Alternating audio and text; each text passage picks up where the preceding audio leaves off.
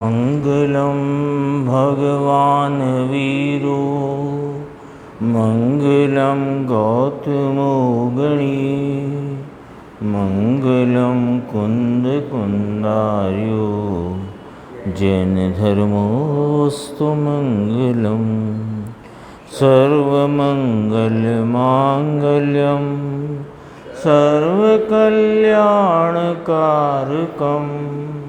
प्रधानं सर्वधर्माणां जैनं जयतुशासनं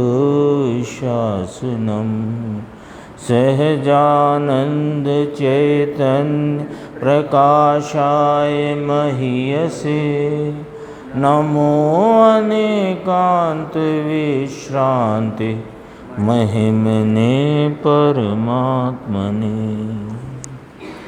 आचार्य कुंद कुंद देव द्वारा रचित पंचास्तिकाय संग्रह नाम के ग्रंथ में मोक्ष मार्ग प्रपंच सूचक चूलिका की 159 नंबर की गाथा, इसकी टीका की स्वाध्याय अपन ने कल प्रारंभ की थी।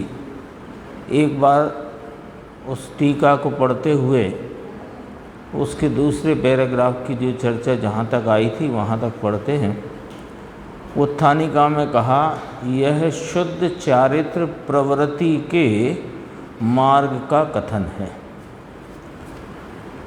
तो टीका कहते हैं, जो योगेंद्र समस्त मोह व्यूह से बहिर्भूत होने के कारण पर द्रव्य के स्वभाव रूप भावों से रहित स्वरूप वाले वर्तते हुए, यानी पर द्रव्य के भावों से रहित स्वरूप वाले वर्तते हुए। तो पहले तो ये लिखा मोह समूह से बहिर्भूत होने के कारण। मोह राग देश सर्व का परिणति में उस प्रकार नाश किया होने से अपना स्वरूप पर द्रव्य के स्वभाव रूप भावों से रहित है। इसी की व्याख्या इसमें है टीका में। पर द्रव्य के स्वभाव रूप भावों से रहित स्वरूप वाले वर्तते हुए स्वयं द्रव्य एक को ही अभिमुखता से अनुसरते हुए निज स्वभाव भूत दर्शन ज्ञान भेद को भी आत्मा से अभेद रूप से आचरते हैं, वे वास्तव में स्वयं चारित्र को आचरते हैं। तीन बातें रखी। मोह व्यूह से बहिर्भूत होकर सर्व पर द्रव्य भावों से रहित स्वरूप वाले वर्तते हुए, फिर वह कौन है ऐसा पर द्रव्य के भावों से रहित स्वरूप वाला के स्वद्रव्य एक को ही अभिमुखता से अनुसरते हुए और निज स्वभाव भूत दर्शन ज्ञान भेद को भी आत्मा से अभेद रूप से आचरते हैं, वे वास्तव में स्वयं चारित्र को आचरते हैं। वास्तविक व्याख्या मोक्ष मार्ग की ये 5 पंक्तियों में अपने सामने रखी। अब कहते हैं, इस प्रकार वास्तव में शुद्ध द्रव्य के आश्रित, इसकी व्याख्या फुटनोट की अपन ने कल पढ़ी थी। शुद्ध द्रव्य के आश्रित भाव का क्या कहा कि जो शुद्ध पर्याय परिणत द्रव्य है उसे शुद्ध द्रव्य के आश्रित कहा। फिर आगे लिखा अभिन्न साध्य साधन भाव वाले, इसकी भी व्याख्या आई थी कि साध्य और साधन दोनों में एक ही प्रकार का होना अभिन्न साध्य साधन कहलाता है। जैसे साध्य क्या है कि मोक्ष का भाव, मोक्ष क्या है आत्मा की परिपूर्ण निर्मल और परिपूर्ण दशा का प्राप्त होना, वो मोक्ष है, वो साध्य है। और उसका साधन भी आत्मा की ही पर्याय रूप, जैसी आत्मा की परिपूर्ण निर्मल पर्याय साध्य है तो आत्मा की ही निर्मल पर्याय साधन है मोक्ष मार्ग रूप, तो उसको अभिन्न साध्य साधन कहा। वह कैसा है कि वह निश्चय नय के आश्रय से, यानी वास्तविकता का निरूपण करने वाले नय के आश्रय से मोक्ष मार्ग का प्ररूपण किया गया। और जो पहले दर्शाया गया था पूर्व की गाथाओं में कि स्वयं पर हेतुक पर्याय के आश्रित, तो इसमें लिया उपादान और निमित्त। उपादान निमित्त की अपन ने कल व्याख्या देखी थी। उपादान माने स्वयं की सहज शक्ति से परिणमने वाली आत्मलीनता का भाव, और उसमें सहचारी रूप से रहने वाले जो तत्वार्थ श्रद्धान, तत्वार्थ का ज्ञान और महाव्रत, 5 महाव्रत आदि के परिणाम, उनको वो निमित्त कहे। तो वो जो पर्याय मिलाकर कहना या महाव्रत के परिणाम को मोक्ष मार्ग कहना, वो स्वयं पर हेतुक है। क्योंकि मोक्ष, महाव्रत के परिणाम को मोक्ष मार्ग कब कहेंगे कि जब स्वयं की सहज शक्ति से निर्मल परिणमन परिणति में होगा, तब कहेंगे। तो स्वयं हेतुक हुआ, और उसमें जो महाव्रत आदि पर हेतुक भाव हैं, तो वो स्वयं पर हेतुक पर्याय के आश्रित कहा जाता है व्यवहार नय से मोक्ष मार्ग को। वह कैसा है कि भिन्न साध्य साधन वाला है। भिन्न साध्य साधन की व्याख्या करी कि जिसमें साध्य तो मोक्ष ही है, लेकिन उसका साधन अन्य प्रकार का होने से उसे भिन्न साध्य साधन कहा। अन्य प्रकार का कैसे कि जो शुभ विकल्प रूप, यानी तत्वार्थ की भेद रूप श्रद्धा, तत्वार्थ का भेद रूप ज्ञान और महाव्रत का परिणाम, ये सब विकल्पात्मक भाव हैं, और यह आत्मा के प्रकार के नहीं हैं, स्वभाव के प्रकार के नहीं हैं, ये आश्रव प्रकार के हैं, जीव के प्रकार वाले नहीं हैं। तो भिन्न साध्य साधन कहलाया। तो भिन्न साध्य साधन वाले व्यवहार नय के आश्रय से, यानी व्यवहार नय की अपेक्षा से, व्यवहार नय की अपेक्षा यानी है तो नहीं, फिर भी कहने वाली अपेक्षा लेकर उनको मोक्ष मार्ग प्ररूपित किया गया था। सो सुनो, अब इनमें कोई परस्पर विरोध आता है ऐसा भी नहीं है। यहाँ से अपनी चर्चा आगे बढ़ना है, यहाँ तक हो गई थी कल। तो परस्पर विरोध आता है कि देखो, भाव तो वे वास्तव में परस्पर विरोधी हैं, लेकिन उन दोनों के साथ साथ प्रवर्तने में विरोध नहीं है। भाव तो दोनों एक दूसरे के पूरक हों सो तो नहीं है। मोक्ष मार्ग नहीं है, बंद मार्ग है, उसको सहचर देखकर मोक्ष मार्ग का उपचार आरोप किया जाता है। सो उससे कोई विरोध खड़ा होता है कि प्रवर्तन में कोई विरोध नहीं है। स्वरूप के आश्रय से जो अपने आत्मा के निर्मल भावों का परिणमन है, सो वह परिणमन जो भी है, वह परिणमन तो स्वरूप रूप है, और जो तत्वार्थ श्रद्धान यानी 7 तत्वों की भेद रूप श्रद्धा और 7 तत्वों का जो परलक्षी ज्ञान और महाव्रत आदि के विकल्प रूप परिणाम, ये सब अन्य रूप भाव हैं, विरुद्ध भाव हैं, स्वभाव से विरुद्ध है, लेकिन स्वभाव के आराधक को स्वभाव के साधक के साथ पाए जाते हैं। सो उनके प्रवर्तन में विरोध नहीं है, भाव तो विरोधी ही है।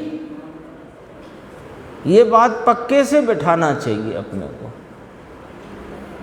तो ये प्रश्न उठता ना, ये तो मुनिराज की भूमिका के संदर्भ से बात है। 5 महाव्रत आदि का नाम आया तो मुनिराज के संदर्भ से बात है। 3 कषाय चौकड़ी की बात है, इसमें गुरुदेव अर्थ करेंगे। मोह व्यूह से बहिर्मुख का अर्थ है 3 कषाय का अभाव, इसमें अर्थ करेंगे अभी, है ना। तो है तो ये मुनिराज की बात, लेकिन अपन भी अभी आत्मार्थिता की भूमिका में बार बार इस प्रश्न का खुद के ही प्रश्न का खुद ही सामना करते हैं।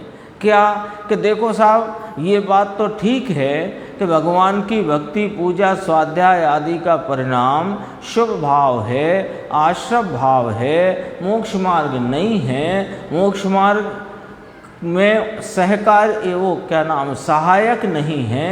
ये बात अपन को सुनने समझने मिली। अब अपने प्रश्न ये खड़ा हो जाता है कि लेकिन साहब होते तो हैं, होते तो हैं, तो होते तो हैं इसलिए जो ये तो मोक्ष मार्ग की बात है, अपन तो आत्मार्थिता में भी होते तो हैं, लेकिन उससे तेरी आत्मार्थिता बाधित नहीं होती, लेकिन उनकी रुचि में परिवर्तन करता है तो बाधित होती है। फर्क क्या पड़ गया? यहाँ से अपन को अपना प्रयोजन निकालना है, ये तो मुनिराज की बात है, लेकिन अपना प्रयोजन भी निकलेगा ना उसी न्याय पर से कि जब हमें अपने इस गायक भगवान, अपने चिदानंद महाप्रभु का हमें ज्ञान भान और प्रतीति श्रद्धान और उसमें रमणता का भाव प्रकट करना है, हमको तो वही करना है, हमको कोई शुभ भावों में रुकना नहीं है। लेकिन शुभ भाव आते तो है ना, ये प्रश्न अपने सामने खड़ा रहता है।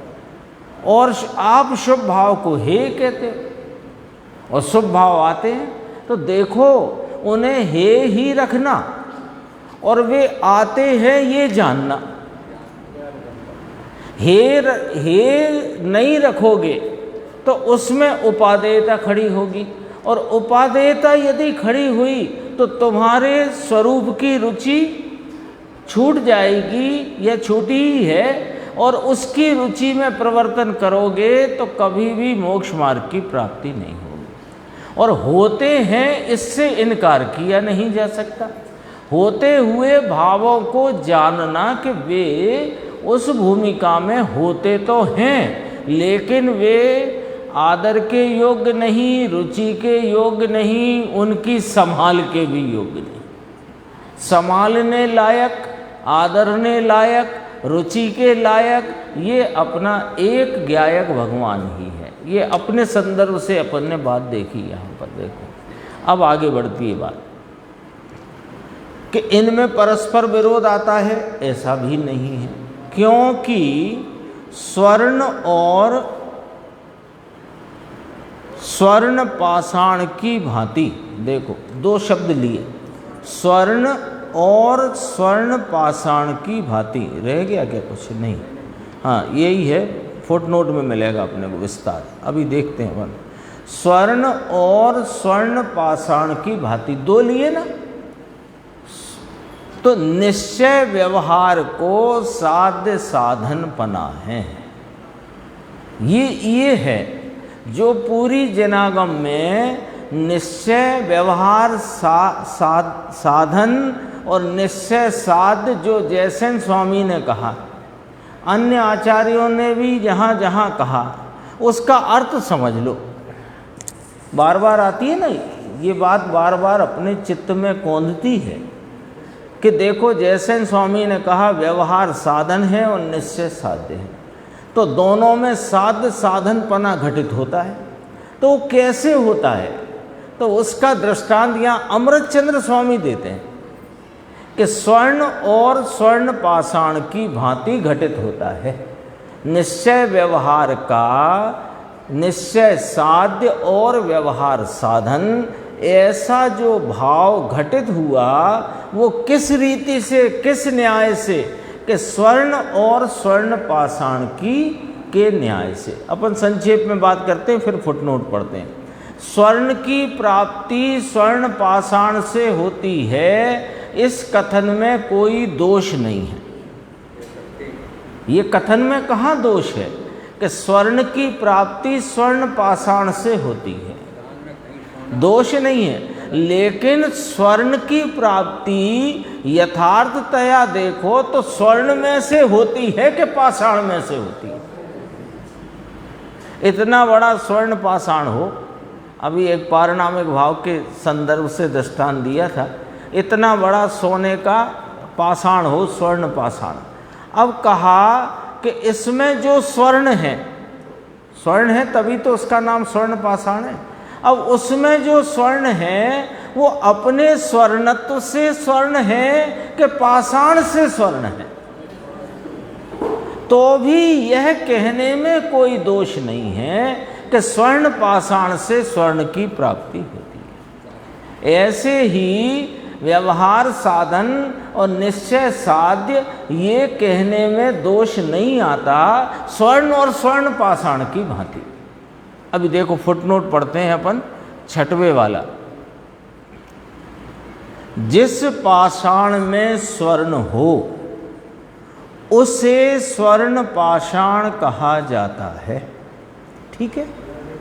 जिस प्रकार व्यवहार नय से, व्यवहार नय से माने है नहीं फिर भी कहना, व्यवहार नय का अर्थ समझ लो, है नहीं फिर भी कहना।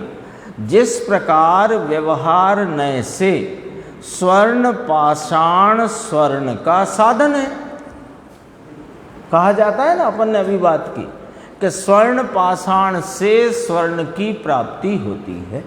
स्वर्ण पाषाण साधन है और स्वर्ण की प्राप्ति करना साध्य है, ऐसा कहा जाता है। किस नय से? व्यवहार नय से। पाषाण में से स्वर्ण की प्राप्ति होती है, ये कथन व्यवहार नय का है। कि तो फिर वास्तविकता क्या है कि स्वर्ण में से स्वर्ण की प्राप्ति होती है। वास्तविकता तो यही आई, स्वर्ण में से स्वर्ण की प्राप्ति होती है। देखो यहाँ फुटनोट में अंतिम पंक्ति, स्वर्ण जिस प्रकार व्यवहार नय से स्वर्ण पाषाण स्वर्ण का साधन है, उसी प्रकार जिस प्रकार स्वर्ण पाषाण स्वर्ण का साधन है, उसी प्रकार व्यवहार नय से कहा था ना, स्वर्ण पाषाण को स्वर्ण की प्राप्ति का साधन व्यवहार नय से कहा था ना। तो उसी प्रकार व्यवहार नय से व्यवहार मोक्ष मार्ग निश्चय मोक्ष मार्ग का साधन है, अर्थात व्यवहार नय से। अब और खुलासा देखो, ये तो एक कथन बन गया कि व्यवहार नय को साधन और निश्चय नय को साध्य कहा। निश्चय नय माने आत्मा की प्राप्ति, तो आत्मा की प्राप्ति साध्य है, और व्यवहार नय को उसका साधन किस नय से कहा? बिल्कुल याद कर लो ये वाली बात, क्योंकि जब विचार करने जाओगे तो आपको ये बातें आएंगी बीच में, तो वहाँ अपने को कौन सा फार्मूला लगेगा ये अभी याद करो कि कौन से नय से स्वर्ण पाषाण में से स्वर्ण की प्राप्ति होना, यानी स्वर्ण पाषाण को साधन और स्वर्ण को साध्य कहा। किस नय से? व्यवहार नय से, यानी है नहीं फिर भी कहना। उसी प्रकार व्यवहार नय से एक 7 तत्वों की भेद रूप श्रद्धा, 7 तत्वों का परलक्षी ज्ञान और महाव्रत आदि के जो परिणाम रूप व्यवहार भाव है, उसे व्यवहार से स्वरूप प्राप्ति का साधन कहना। व्यवहार नय से, व्यवहार नय से व्यवहार को निश्चय का साधन कहना। व्यवहार कौन सा? 2 बार व्यवहार शब्द का प्रयोग है, 2 बार व्यवहार शब्द का प्रयोग है, दोबारा बोलते हैं। व्यवहार नय से व्यवहार भावों को निश्चय नाम आत्मस्वरूप की प्राप्ति का साधन कहना। तो पहले जो व्यवहार नय से कहना कहा था, अर्थात कि है नहीं फिर भी कहना। अब दूसरी बार व्यवहार भावों को, तो उसमें लेना 7 तत्वों की भेद रूप श्रद्धा, 7 तत्वों का परलक्षी ज्ञान और व्रतादि के परिणाम, इनको जिनागम में व्यवहार शब्द से सूचित किया गया है। क्यों करके? कि अभेद रत्नत्रय से परिणित जीव को इस प्रकार का व्यवहार पाया जाता है। सो यह 7 तत्वों की भेद रूप श्रद्धा, 7 तत्वों का परलक्षी ज्ञान और व्रतादि के परिणाम विकल्प, उनको व्यवहार रत्नत्रय संज्ञा जिनागम में दी गई है। इस अपेक्षा इसको व्यवहार कहा। और इस व्यवहार को साधन किस नय से कहा कि व्यवहार नय से कहा। दो व्यवहार आए, दोनों का अर्थ बराबर समझना। तो व्यवहार कहा है, अरे व्यवहार कहा व्यवहार से, तो व्यवहार माने है नहीं फिर भी कहना। ये व्यवहार नय का स्वरूप ही ये है। और किन को कहना कि व्यवहार भावों को, तो इन भावों को व्यवहार क्यों कहा, अब ये भी समझना जरूरी है। 7 तत्वों की भेद रूप श्रद्धा कैसी होती है, विकल्पात्मक। 7 तत्वों की भेद रूप श्रद्धा कैसी होगी, विकल्पात्मक। 7 तत्वों का परलक्षी ज्ञान कैसा होगा, विकल्पात्मक। और व्रतादि के परिणाम वे तो विकल्प हैं। तो निर्विकल्प आत्मा की प्राप्ति में जो निर्विकल्पता साधन है, अभिन्न साध्य साधन, निर्विकल्प आत्मा की प्राप्ति में जो निर्विकल्प साधन है, उस निर्विकल्प साधन के साथ पाए जाने वाला यह विकल्पात्मक की वृत्ति, श्रद्धान ज्ञान और चारित्र रूप व्यवहार वृत्ति, इसको व्यवहार रत्नत्रय संज्ञा होने से इसको व्यवहार भाव कहा जाता है। ये व्यवहार भाव व्यवहार से साधन कहे जाते हैं। अच्छे से समझ ले इसको, क्योंकि कई बातें समझने के लिए 2 चीज़ें होती हैं अपने पास। एक तो समझने की जिसको जिज्ञासा है उसके चित्त की एकाग्रता, और जो विषय जो भी यहाँ निरूपण उसका आया है उसका यदि बार बार भी कहा जाए तो वो काम में ही आता है, बार बार कहने में, है ना। गुरुदेव तो स्वयं फरमाते हैं, अध्यात्म में पुनरुक्ति दोष नहीं लगता। अब कहाँ तक बात पहुँच गई अपनी, अभी बात और आगे है। एक पंक्ति और है टीका की, उसमें 2 फुटनोट अपने को और उसमें खुलासा मिलेगी। तो ये बात समझ में आ गई कि निश्चय साध्य और व्यवहार साधन जिस प्रकार घटित किया, तो किस प्रकार के, पहला व्यवहार नय से, उस व्यवहार को किस रीति से, कोई दृष्टांत है कि हाँ आचार्य अमृतचंद्र भगवान दृष्टांत देते हैं, स्वर्ण और स्वर्ण पाषाण की भांति। फुटनोट अपन पढ़ चुके हैं, देखो और इसमें स्पष्टीकरण है। अर्थात व्यवहार नय से भावलिंगी मुनि को सविकल्प दशा में वर्तते हुए तत्वार्थ श्रद्धान, तत्वार्थ ज्ञान और महाव्रतादि रूप चारित्र निर्विकल्प दशा में वर्तते हुए शुद्धात्म श्रद्धान ज्ञान अनुष्ठान के साधन हैं। व्यवहार नय से ऊपर लिखा है, देखो नहीं दिख रहा हो तो दिखा देते हैं, लिखा है ना, ये व्यवहार नय से अंडरलाइन जो किया, ये नहीं भूलना कभी भी कि व्यवहार को जो साध्य साधन पने की बात कही, व्यवहार नय से कही, अर्थात है नहीं फिर भी कहना। अब देखो आगे पंक्ति जो अपना ये मूल टीका में, इसलिए पारमेश्वरी यानी जिन भगवान की तीर्थ प्रवर्तना दोनों नयों के अधीन हैं। अब देखो ये इसका नीचे अपन फुटनोट पढ़ते हैं। 7वां तीर्थ मार्ग, तीर्थ की प्रवर्तना शब्द आया ना, तीर्थ प्रवर्तना, उसका नीचे खुलासा है। तीर्थ मार्ग यानी मोक्ष मार्ग। तीर्थ माने क्या, जिससे तरा जाए, तो मोक्ष मार्ग से ही तरा जाता है। तो तीर्थ माने मार्ग, मार्ग यानी मोक्ष मार्ग, अथवा कहो कि उपाय यानी कि मोक्ष का उपाय, या उपदेश भी कह सकते हैं। उपदेश है ना, तीर्थ को उपदेश भी कहा। तीर्थ की 4 शब्दों से यहाँ व्याख्या आई। तीर्थ माने जिससे तरा जाए, ठीक है। जिससे तरा जाए। तो काय से तरा जाएगा? मंजिल की प्राप्ति काय से है? मार्ग से। तो कौन सी मंजिल है? कि मोक्ष। तो मार्ग कौन सा हुआ? मोक्ष मार्ग। ठीक है। उपाय, उपाय माने उपेय की प्राप्ति का उपाय रूप उद्यम, उसका फिर मोक्ष का उपाय। फिर तीसरा कहा उपदेश और शासन। शासन और उपदेश एक ही पर्यायवाची शब्द हैं।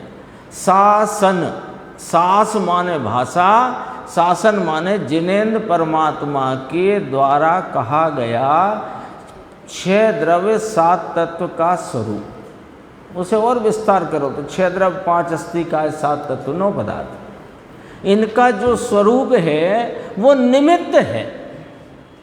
तो उपदेश और शासन जो 2 शब्द आए, इनको निमित्त में रखना, और मार्ग का प्रवर्तन वो उपादान में रखना, तीर्थ की। तो अब ये 4 शब्द आ गए ना। अब कहा ये दोनों नयों के अधीन है। उसका नीचे फुटनोट है कि जिन भगवान के उपदेश में जो जिनेन्द्र परमात्मा ने 6 द्रव्य 7 तत्व 9 पदार्थ का उपदेश दिया, उसमें मोक्ष का उपदेश आया कि नहीं आया? मोक्ष मार्ग का उपदेश आया कि नहीं आया? संसार मार्ग क्यों चल रहा है ये भी आया कि नहीं आया? और जगत के जो पदार्थ हैं वे 2 जीव और अजीव में आ गए कि नहीं आ गए? तो एक तुम अपने को रखो जीव और अपने अलावा सब अजीव। और संसार क्यों चल रहा है? कि आश्रम बंध से। ये काय में आई बात? जिनेन्द्र परमात्मा के उपदेश में आई कि नहीं आई?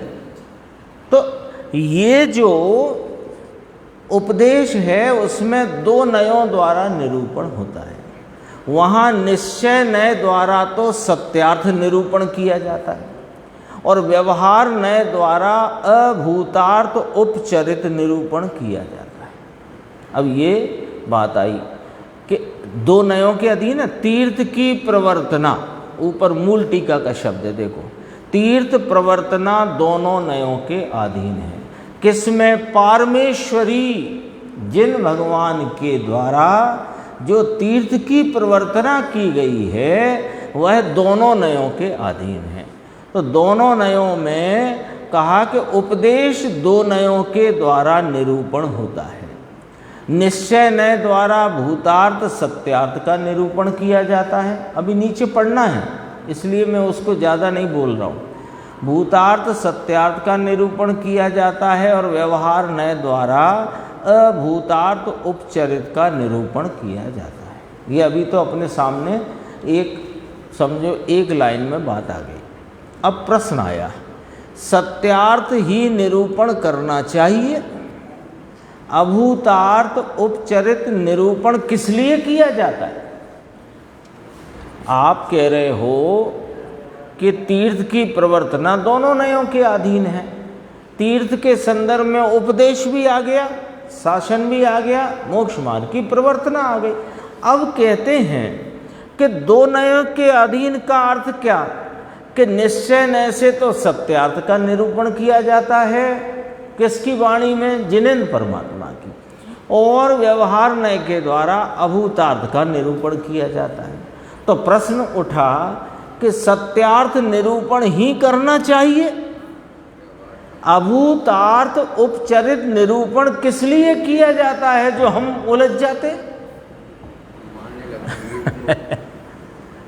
हम उलझे कि नहीं उलझे?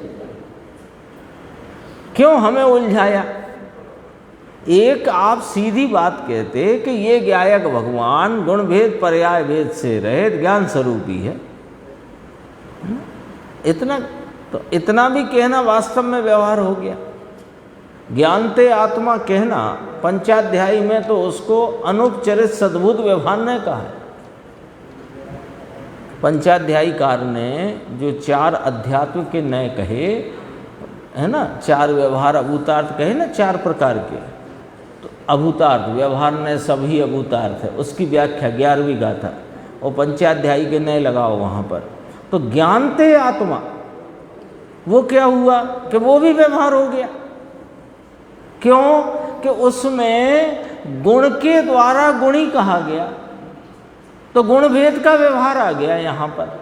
इस व्यवहार को क्या कहा कि सद्भूत अनुपचरित व्यवहार आया ना, पहले आ गया चर्चा में। अब देखो तो एक फिर ज्ञानते आत्मा कहना भी व्यवहार आ जाता है। तो बस एक है जो छठवीं गाथा में बहुत संक्षिप्त में चौथे पद में कहा, ज्ञात वो तो वो ही है ना। अब दरअसल है ये भी व्यवहार, ज्ञात वो तो वो ही है। तो ज्ञात कहाँ हुआ है? पर्याय में उपासित होता हुआ शुद्ध है। टीकाकार अमृत चंद्राचार्य कहते हैं छठवीं गाथा की टीका में, ज्ञात वो तो वो ही है।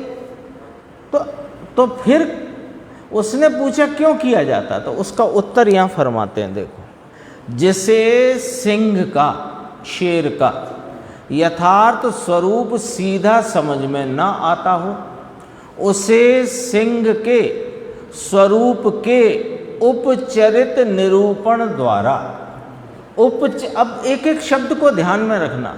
शेर आपको नहीं मालूम शेर कैसा होता है, ठीक है। अब शेर का स्वरूप आप सीधे समझ नहीं पा रहे। हमने कहा हमें जंगल में शेर मिल गया था, तो आपने कहा शेर कैसा होता है। आप तो ऐसे समझ रहे हो मानो कोई चिड़िया मिल गई हो हम तो घबराए हुए कह रहे हैं कि भाई हम निकल रहे थे वहाँ जंगल में से शेर मिल गया था। अब शेर को वो समझते ही नहीं, उसका यथार्थ स्वरूप सीधा नहीं पकड़ पाता। तो क्या करना पड़ेगा कि शेर के स्वरूप का उपचरित निरूपण करना पड़ेगा अब शेर का स्वरूप बताने के लिए उपचरित निरूपण करना पड़ेगा, है ना। देखो कैसे कि बिल्ली के स्वरूप के निरूपण द्वारा सिंह के यथार्थ स्वरूप की समझ की ओर ले जाते हैं। हो भाषा देखो कितनी सटीक है।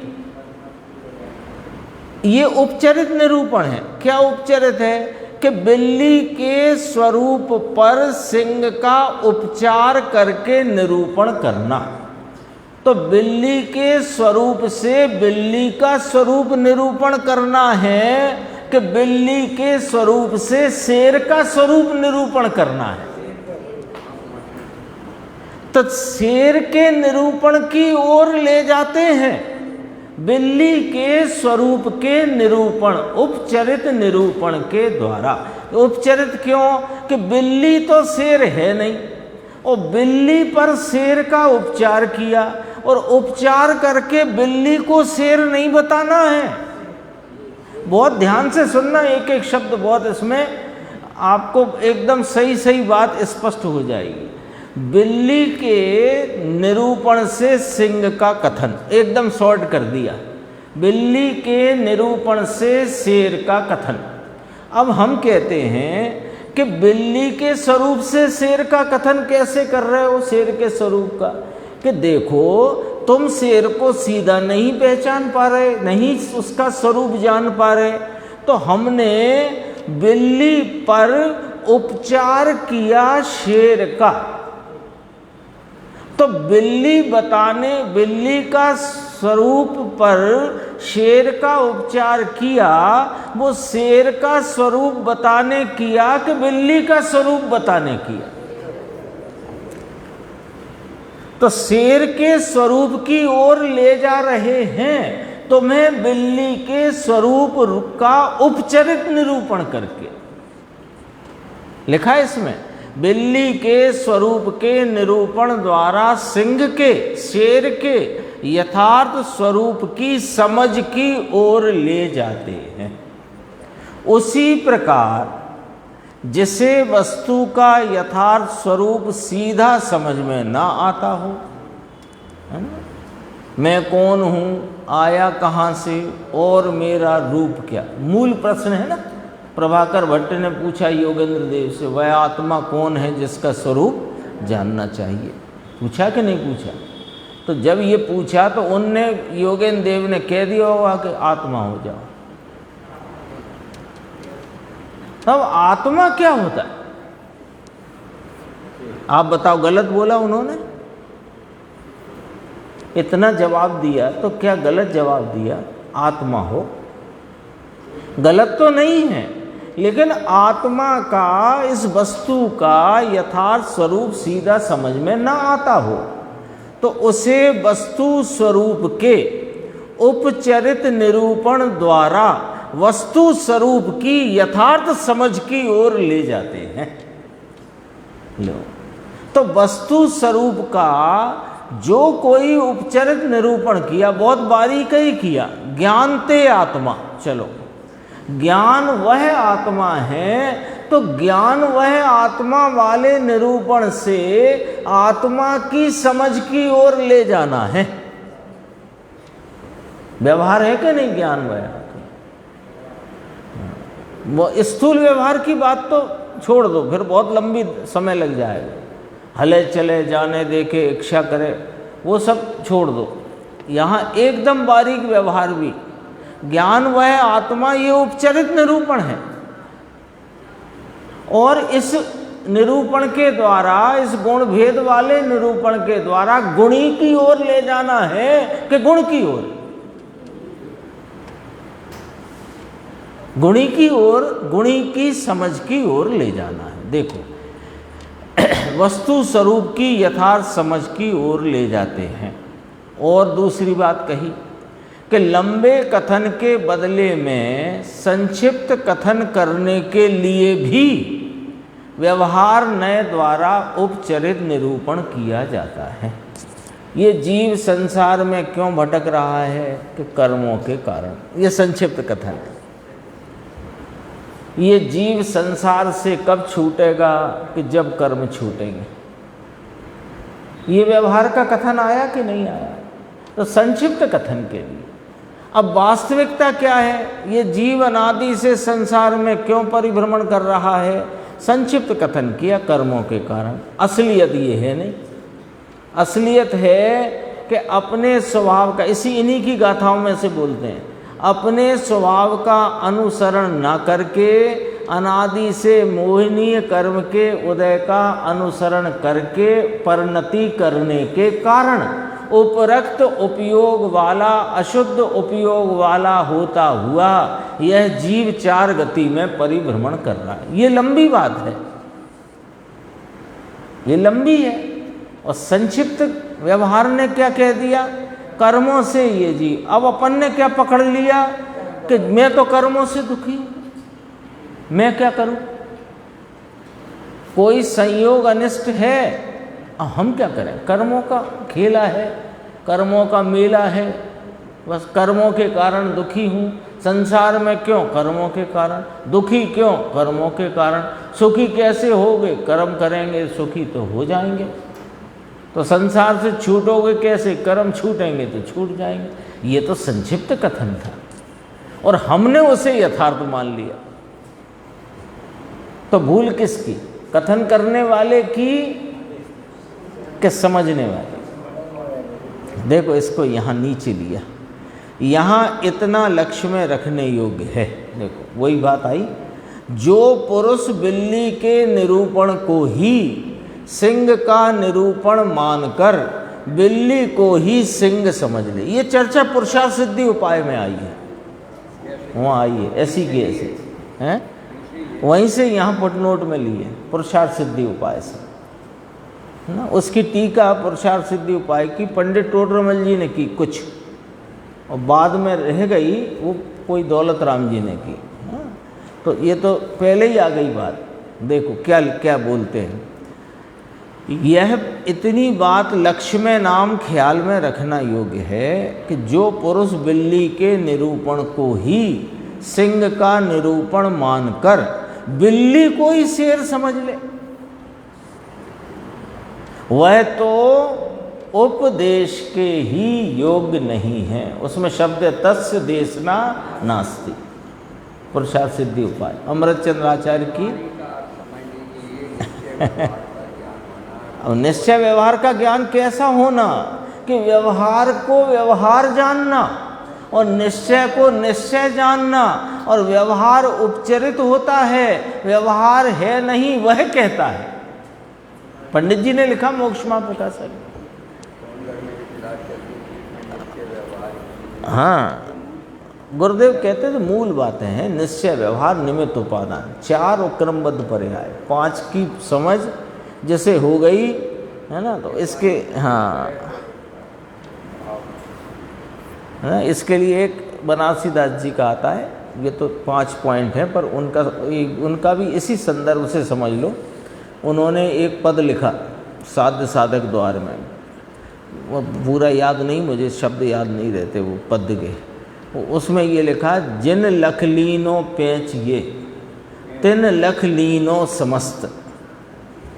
जिसने ये निश्चय, व्यवहार, निमित्त, उपादान, क्रमबद्ध पर्याय, और वो संदर्भ है ज्ञान का स्वयं पर प्रकाशक स्वभाव। जिसने ये पेंच लख लिया वो उसने सब समस्त जिन शासन को लख लिया। ये कहा देखो, जो बिल्ली को ही शेर समझ ले वह तो उपदेश के ही योग्य नहीं है। उसी प्रकार जो पुरुष उपचरित निरूपण को ही सत्यार्थ निरूपण मानकर वस्तु स्वरूप को मिथ्या रीति से समझ बैठे वह तो उपदेश के ही योग्य नहीं है। बोलो क्या कहते हैं? ये बात नहीं समझने से तुम निश्चय वाले हम व्यवहार वाले, ये खेल चालू हो गया। बात तो ऐसी है, जो पुरुष उपचरित निरूपण को ही, अब उपचरित निरूपण क्या था कि मान लो आचार्य भगवान से किसी ने पूछा और आचार्य भगवान के पास समय नहीं है विस्तार करने का, जरूरी थोड़ी है, तो पूछा ये साहेब मैं अनादि का यह जीव क्यों संसार में भटक रहा हूँ, तो उनने कह दिया कर्मों के कारण। तो कर्मों के कारण ये उपचरित निरूपण था। उस उपचरित निरूपण को ही यदि वस्तु रूप मान लेगा तो उपदेश के ही योग्य नहीं है, ये कहा यहाँ एक उदाहरण लिया जाता है। उदाहरण बहुत ही सुंदर है, समझने योग्य है। साध्य साधन संबंधी। अब साध्य साधन संबंधी में ये लाइन पुनः से पढ़ लो कि स्वर्ण और स्वर्ण पाषाण की भांति निश्चय व्यवहार को साध्य साधन पना है, अर्थात निश्चय साध्य है, व्यवहार साधन है, ऐसा कथन घटित होता है स्वर्ण और स्वर्ण पाषाण की भांति। ये दोबारा याद दिलाया। अब दृष्टांत में चलते हैं।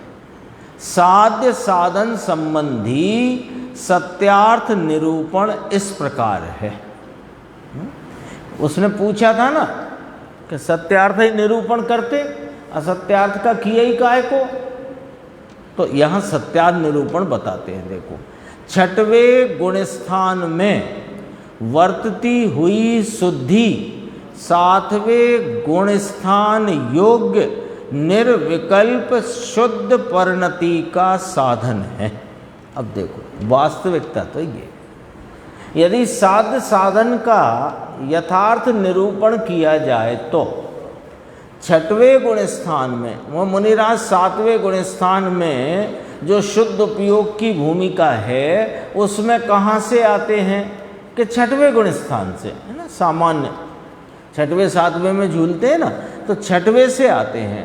तो 6वें में ऐसा क्या उनके पास है कि जिसके कारण वे शुद्ध उपयोग को प्राप्त होते हैं कि यथार्थतया तो सत्यार्थ निरूपण तो इस प्रकार जानना कि स्वरूप के आलम्बन से उपार्जित अपनी परिणति में जो 3 कषाय चौकड़ी की अभाव रूप वीतरागता जो उनके निरंतर प्रवाहमान है उसको तो साधन कहना और 7वें गुणस्थान के शुद्ध उपयोग को साध्य कहना, ये यथार्थ निरूपण है। ठीक है। अब आगे कि 6वें गुणस्थान में कैसी अथवा कितनी शुद्धि होती है,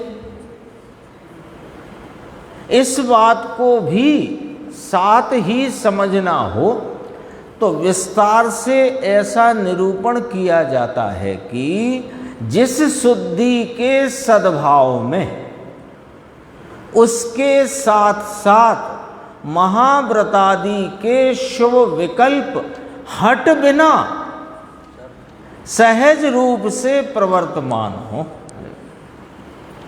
कितनी बात कही, दृष्टांत कितना गंभीरता से यहाँ पर प्रस्तुत किया गया है कि सातवें गुणस्थान रूपी शुद्ध उपयोग जो मोक्ष मार्ग है, साक्षात मोक्ष मार्ग है कि नहीं? शुद्ध उपयोग साक्षात मोक्ष मार्ग है। अब वो साक्षात मोक्ष मार्ग रूपी साध्य को, जिसे निश्चय मोक्ष मार्ग कहा, उस साध्य की प्राप्ति का साधन वास्तव में कौन, यथार्थतया सत्यार्थपने कौन है कि वहाँ परिणमित प्रवाहमान प्रवर्तमान जो वीतरागता की स्वस्वरूप के आलम्बन से उपार्जित वीतरागता की जो धारा बह रही है उसको वास्तव में साधन कह सकते हैं और शुद्ध उपयोग को साध्य कह सकते हैं।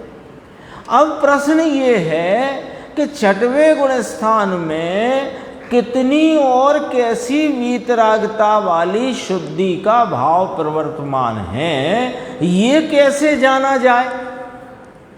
तो कहा कि ऐसी जो तीन कषाय चौकड़ी की अभाव रूपता वाली जो वीतरागता की धारा है उसके साथ साथ महाव्रतादि के शुभ विकल्प हट बिना सहज रूप से होते हैं।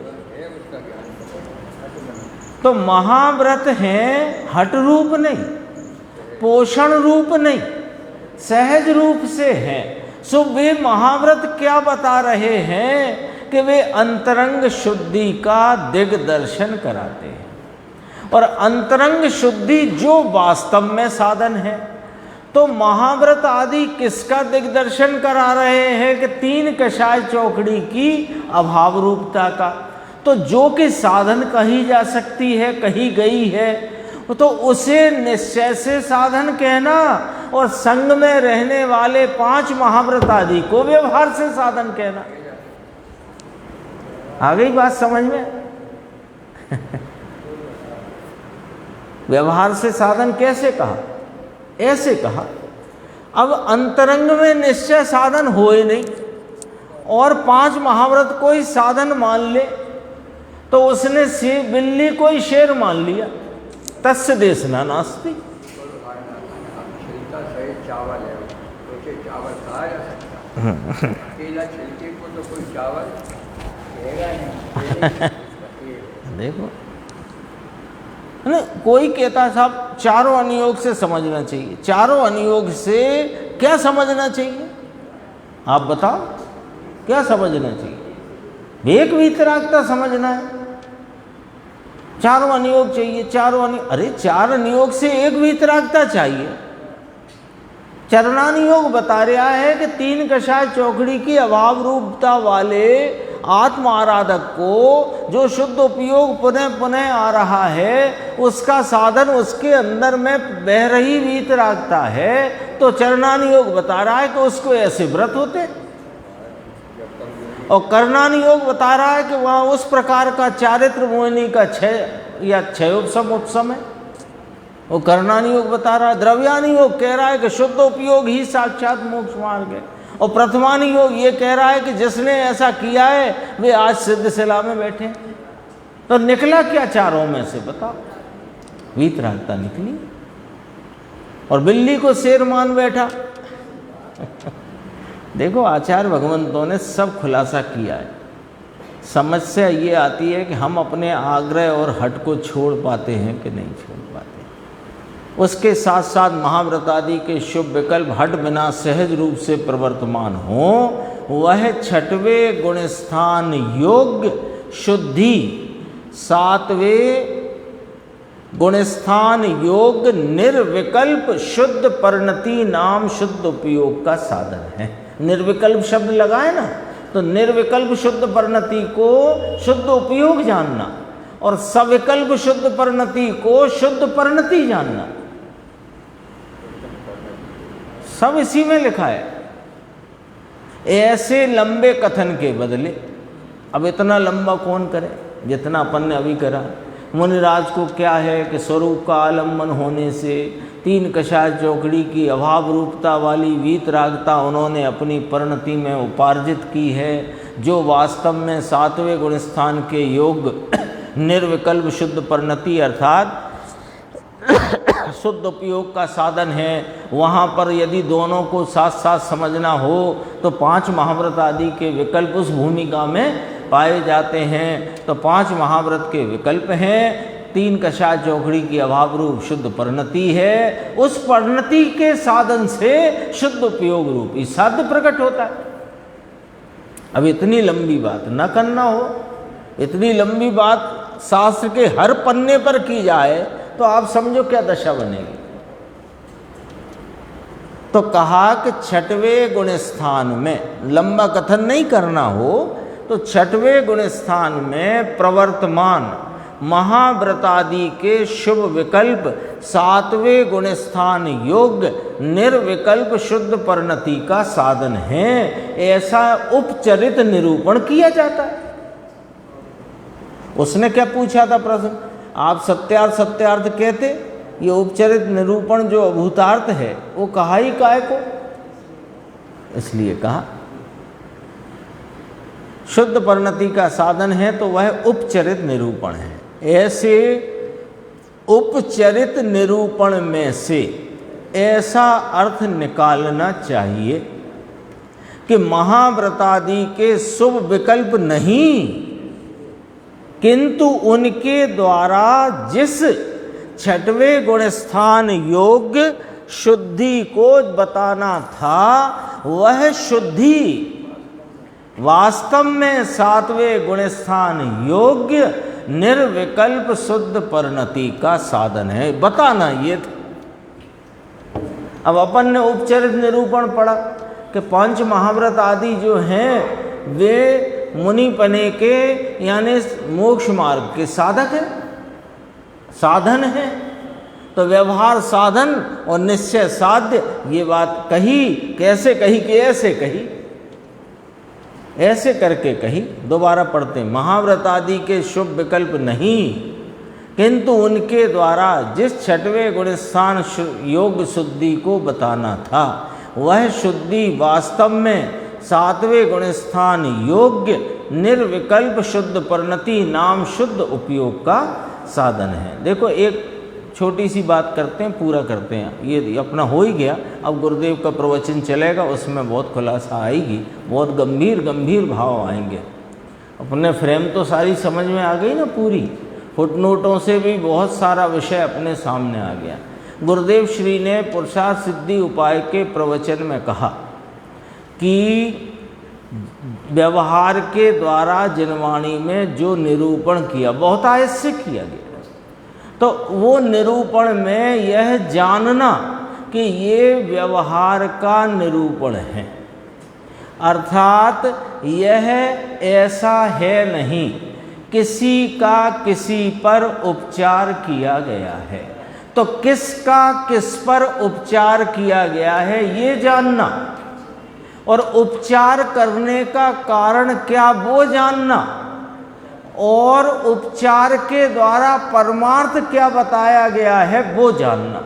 ये पांच बिंदु जानोगे तब तुम वास्तव में शास्त्र का अर्थ निकाल सकते हो। आई बात समझ में? दोबारा बोलते हैं, पहले तो ये जानना कि ये व्यवहार का कथन है, व्यवहार का कथन है अर्थात ऐसा है नहीं किसी का किसी पर उपचार किया गया है। तो किसका किस पर उपचार किया गया और उपचार करने का कारण क्या है और उपचार करके परमार्थ क्या बताना है, यहाँ तक पहुँचोगे तब जिनवाणी का अर्थ अपने सामने आएगा। शेष चर्चा आगे की।